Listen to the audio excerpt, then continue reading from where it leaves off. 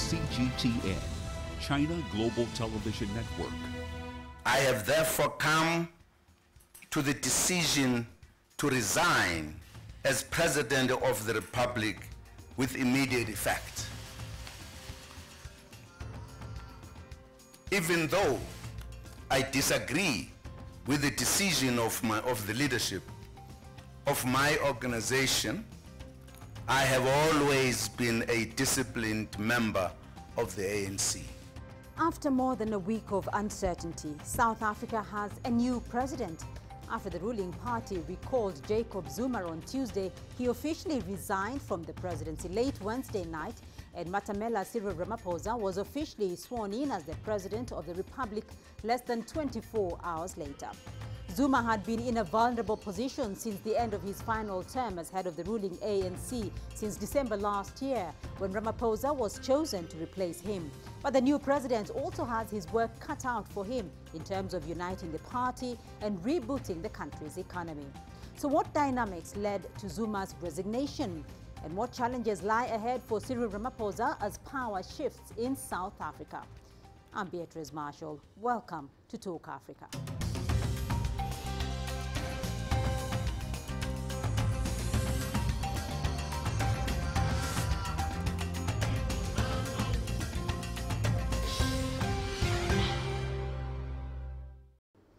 Jacob Zuma became president of South Africa in 2009, but he has a long history in the ANC, from the group's beginnings as a resistance movement to its role as the nation's ruling party. CGTN's Elisa Njamela takes us through Zuma's political career. Jacob Zuma was born into poverty in Gandla village in KwaZulu-Natal province. Later in his life, he would go on to join the anti-apartheid struggle. He was incarcerated in Robben Island along with other political prisoners. After the dawn of democracy in 1994, Zuma became a part of the new democratic leadership. Since then, his rise to power has withstood a long succession of ethical and legal wrangling. During his presidency, Zuma has faced over 700 counts of fraud and corruption allegations. He has survived a staggering 8 votes of no confidence in parliament. But his credibility was most dented in March 2016. This was when South Africa's highest court ruled that he violated the constitution by failing to repay the government for money used on upgrading his private residence. Zuma apologized to South Africans and has since repaid the money. I never knowingly or deliberately set out to violate the Constitution, which is the supreme law of the Republic. The matter has caused a lot of frustration and confusion, for which I apologize on my behalf and on behalf of government. As the ruling ANC president, Zuma has presided over a deeply divided and factional organization, a fact he often admitted and highlighted. The scourges of factionalism, gatekeeping, ill discipline, membership buying, and infighting continue to afflict our movement. Jacob Zuma was at the helm of the 106-year-old former liberation movement for the past 10 years. He's been dogged by corruption scandals for the better part of his presidency. He's, however, denied all of them. At least one analyst believes that Zuma's presidency saw the destruction of state-owned entities, escalating deep corruption practices, and the regression of the nation-building project. The worst has happened in South Africa. We do have a state capture that is not being fully investigated. We are seeing allegations of corruption doing the rounds. I don't think it could actually get worse. The reality is that South Africa's politics is in paralysis currently. Zuma's corruption and fraud-related charges have not yet been fully ventilated in the courts. Mateja says it's highly likely that in his retirement years, Zuma might be pursued by various stakeholders, especially civil society organizations, to answer for his alleged transgressions. Elisa Njamela, CGTN, Pretoria, South Africa.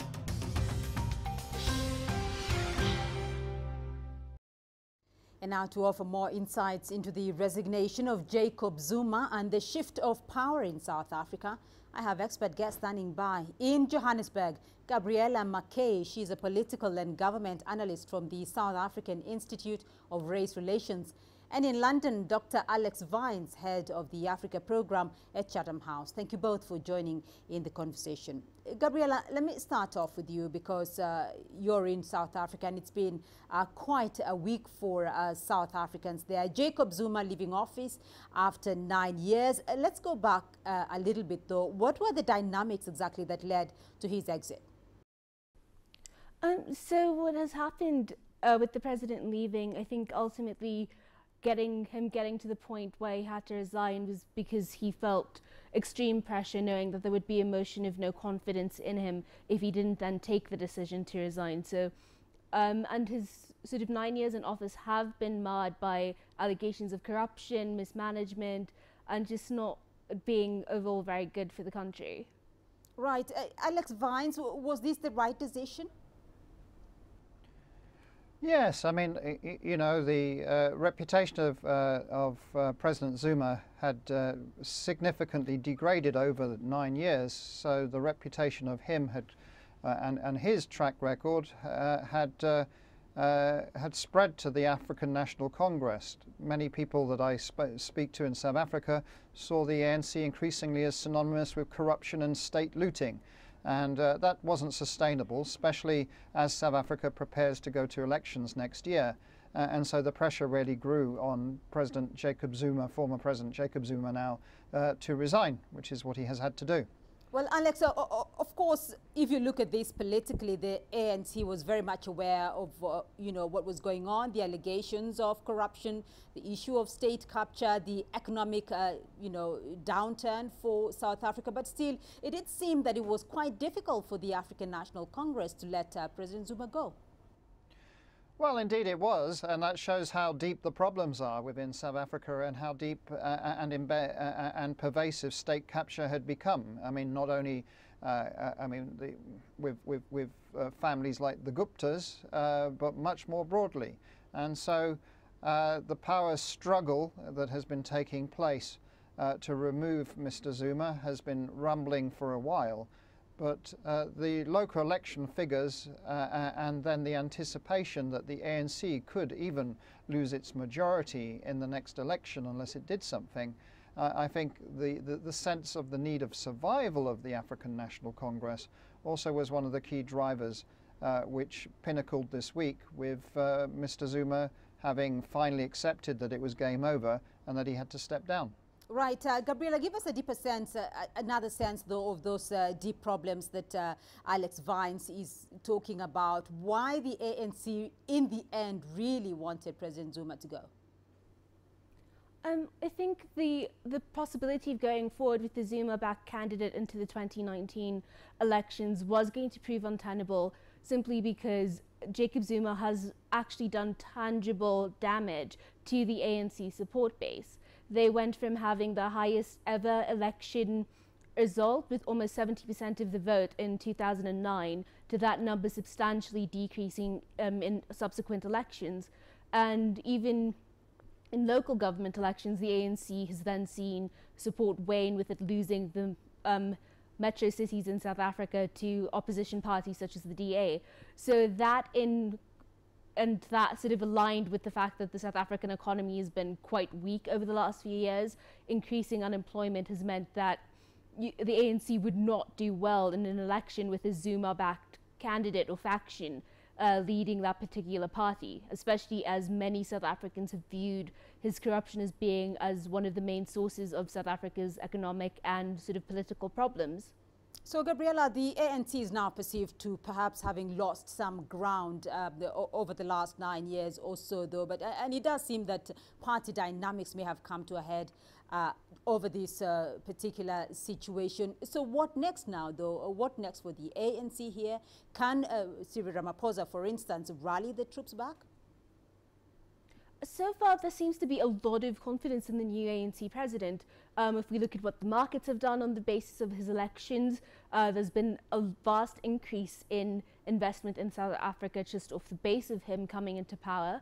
And hopefully if he continues to implement the mandate we think he will, making common sense decisions, removing the element of political risk from South African politics, I think we'll see a rebound of increased investment into the country, which then drives growth in South Africa, encouraging hopefully us to get the economy growing back to levels hopefully near hopefully near to 5%, which is what it's going to take to get rid of South Africa's vast unemployment problem. If you can start doing things like that, we're quite hopeful then that the President, Cyril Ramaphosa, will succeed. Right, Gabriela, I do want to get another sense, though, of what exactly now is going on inside South Africa with regard particularly to those investigations into the allegations of corruption. What kind of investigations are ongoing at the moment? What has happened on that front? And what is going to happen with the investigations regarding allegations of corruption against former President Zuma? Okay, so in terms of President Zuma, we're waiting for the NPA. They have until the 23rd of February to decide whether or not they're going to go ahead and prosecute the president. In relation to his associates, we know the Hawks raided the Gupta family compound on Wednesday. There have been ongoing searches for the Gupta brothers, who are actually officially fugitives from justice, as well as searches for the president's son, Dudizani. So from what we can tell, they're seriously cracking down on the corruption cases that have involved the president and the Gupta family, and we wait and see for more evidence on whether or not the president himself will actually face prosecution. Right, Alex Vines, this is not the first time that a recall has happened in South Africa, because this is the second time actually that a president has been recalled before his term. We remember former President Thabo Mbeki. Is this sort of setting a precedent, though, in South Africa?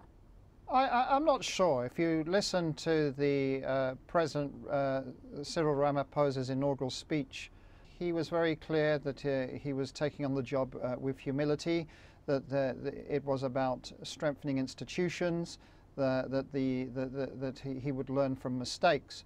So I'm not sure that history will repeat itself. I think the challenges now are to allow the judiciary and the institutions to pursue according to the rule of law, so combating corruption, doing the investigations that Gabriela has eloquently outlined.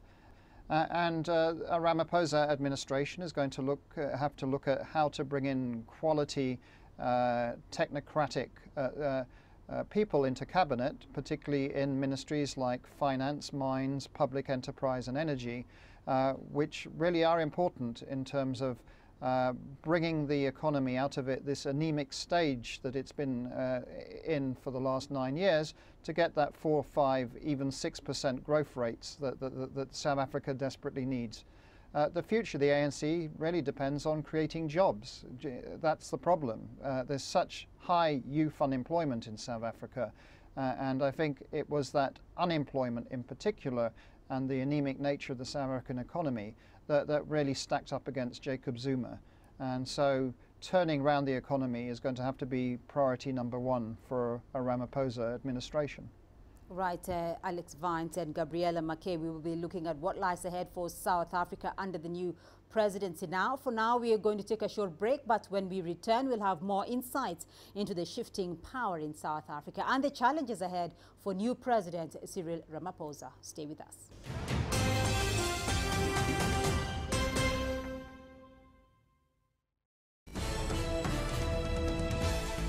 China Global Television Network. From broadcast centers in Beijing, Washington and Nairobi. A unique global perspective. 6 channels and a video content service. News when you want it and where you want it. On TV screens, websites, mobile platforms and social media. CGTN. See the difference.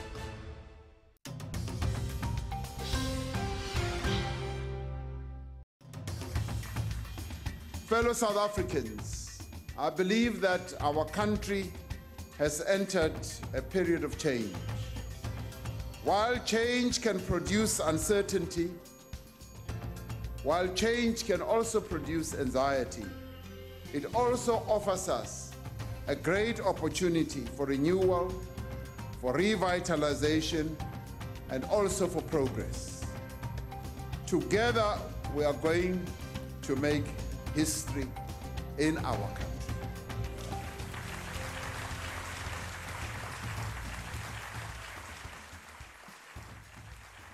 That was South Africa's new President Cyril Ramaphosa speaking at the country's State of the Nation address in Cape Town last night.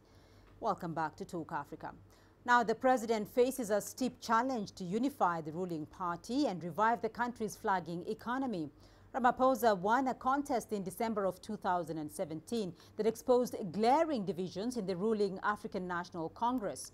Once again, CGTN's Matamela has more details on who South Africa's new president is. Cyril Ramaphosa is a wealthy businessman who campaigned on an anti-corruption platform to be the leader of the ANC. He took over the reins from Jacob Zuma. As ANC leader, Ramaphosa is in a favored position to win election as the country's next president in 2019. Ramaphosa's rise to power started off when he became the first Secretary General of the National Union of Mine Workers. He helped build the NUM into the largest trade union in the country, serving as its Secretary General for just over 10 years. He went on to play a key role during South Africa's transition, becoming one of the key architects of the country's constitutional democracy. In 1994, Ramaphosa lost the contest to become President Nelson Mandela's deputy. He then went into business. But he made his major comeback onto the political scene at the ANC's 2012 elective conference in Mangaung, Bloemfontein. That's where he was elected deputy president of the ANC and later of the country. After being elected as the ANC president in December 2017, Ramaphosa has been traveling around the country trying to reignite the organization. He's well aware of the expectation from the country for him to fix the economy and resuscitate the nation-building project. This pilgrimage is taking us through the length and the breadth of the country, visiting our past leaders, the forebears of our movement, particularly the presidents, past presidents of our movement, as well as a number of other key leaders in our movement. What is important for Ramaphosa is to restore confidence in the country, to make sure that there is political certainty, which obviously comes from the fact of him taking over power from Zuma. I am very sure that investors and the markets are actually worried about the short-term to medium-term politics in South Africa. So it is important for Ramaphosa to assume power and immediately on assuming power to make sure that he has a definitive policy agenda that deals with nervousness in the markets and establishes confidence in the national economy. Ramaphosa is expected to set the direction for the ANC and probably South Africa for years to come. Matamela CGTN, Johannesburg, South Africa.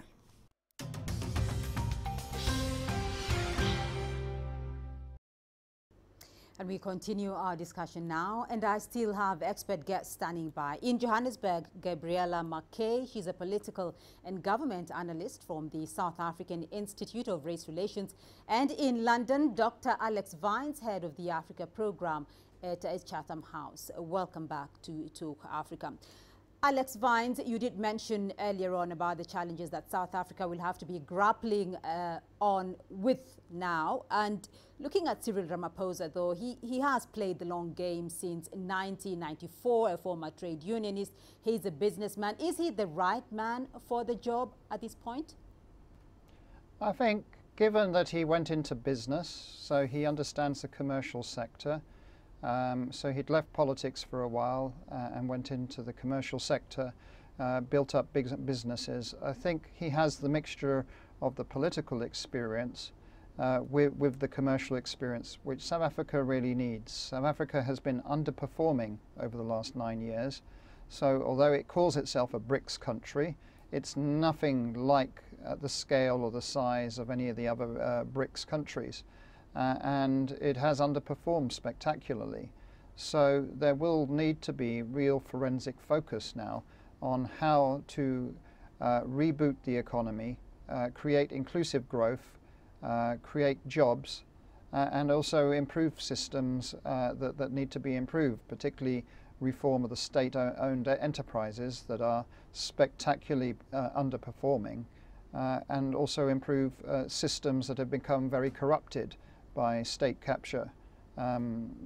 Government procurement systems are a good example, I think, that will need very intense focus on how to get more transparent, effective tendering processes. A lot of money seems to disappear at the moment in those sorts of situations. Gabriela, to get your thoughts on that, what kind of president do South Africans expect Cyril Ramaphosa to turn out to be? I think South Africans expect Ramaphosa to turn out to be quite decisive in the action that he needs to take to have the forethought this country needs to lead it out of the economic problems that it's experiencing. Because unfortunately, the fix for South Africa's economy is quite clear, but it's not going to be an easy fix to attain, because we need to improve our infrastructure so that will enable the economy to grow. But with foresight and decisive leadership, President Ramaphosa should be able to, take up the task and be found equal to it.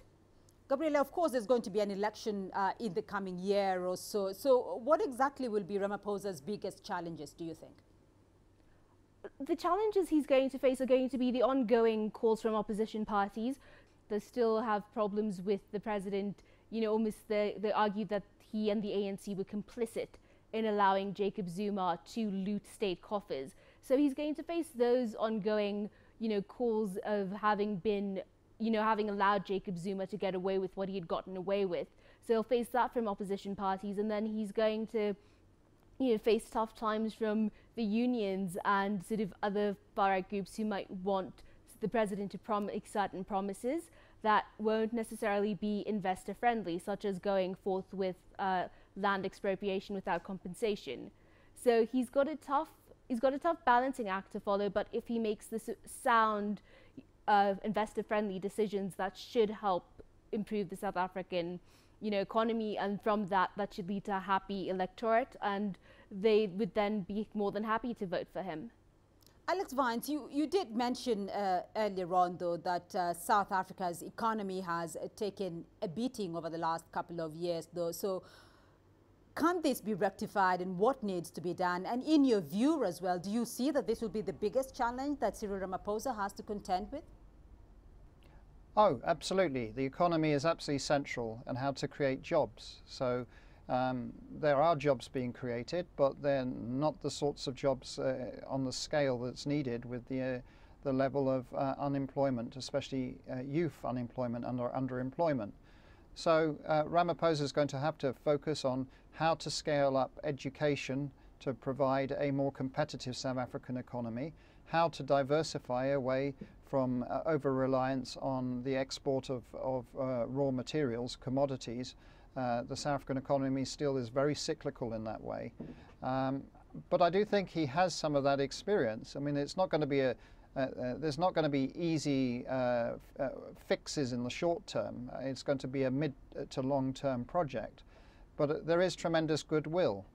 Suddenly there's an appetite again from investors, even here in a financial centre like London, to look at South Africa. Honestly, over the last 4 or 5 years, the meetings that I've been convening on South Africa, nobody wants to turn up to them. They go to meetings on Ethiopia or Nigeria, but South Africa was seen as a laggard, of which there was extreme governance challenges internally. And so venture capital was looking elsewhere. Hopefully that will now change. Right. Gabriela, so what next now for South Africa? Is there going to be a period of economic and political stability now, and that sure governance that Alex Vines is talking about? We would hope so. So far, it looks as though that's going to be the case. And as I've said, hopefully it will involve a very certain forward-thinking element of governance and policy making. Hopefully he will put in place a cabinet that can meet that mandate and keep on encouraging investors to look into South Africa. Right, Alex Vines, but this is not only politically a South African situation that has caught the continent by surprise, though, because looking back over the last year, Zimbabwe's President Robert Mugabe, Angola's Dos Santos, and the recent surprise resignation of Ethiopia's Haile Mariam Desalegn. There are lessons here now, though, for the African continent. It does seem that Africa is now able to deal with its own internal affairs. Alex? Oh, completely. I mean, look, certainly in Southern Africa, what we've seen in Angola, in Zimbabwe and South Africa are national liberation movements of government having to reform, having to renew. The good thing about the South African one is that it was according to the rule of law. It was according to what the institutions have decreed. And yes, there was a protracted power struggle, but it has resulted in the resignation of Mr. Zuma according to the rule of law. And so I actually think that the South African changes that we've just seen are probably the smoothest. I mean, thank God that South Africa didn't need to go the Zimbabwe route, which was really a military coup in disguise. That's what occurred in Zimbabwe, and the transition in Angola hasn't yet been completed because the former president of Angola, José Eduardo dos Santos, remains the head of the party, the MPLA there. So I think South Africa really is exemplary here, and it shows also the vibrancy of South Africa's institutions and the revival of civil society and an independent media. So I think once again, South Africa may be recapturing its position as a leader in Africa rather than following others. Gabriela, what is the feeling inside South Africa regarding the events that have unfolded over the last few months? I think most of all, South Africans are feeling somewhat joyful and hopeful over what has occurred in the last few months. It does imply that the country is beginning to sort out its vast corruption problems, its problems with not performing governments. We're quite hopeful that the new president will be able to sort out, the maladministration that's been going on, just the general care that's been taken with much of South Africa's, state-owned enterprises, government departments, just the way things are run. So I think people are quite hopeful to give the new ANC leader a chance and see what he can achieve. There's, I think a lot more people are willing to give the ANC a chance again, or at least are willing to work with the ANC and see what they can achieve before, sort of washing the president out of hand and saying that he's more of the same. All right, Gabriela, we'll leave it there for the moment. That's all we have time for this week, but thank you to my guests for their insights. In Johannesburg, Gabriela McKay, she's a political and government analyst from the South African Institute of Race Relations. And in London, Dr. Alex Vines, he's the head of the Africa program at Chatham House. Remember, you can join the conversation online through Facebook, Twitter and YouTube. And do join us again next week for more Talk Africa. From me, Beatrice Marshall, it's goodbye.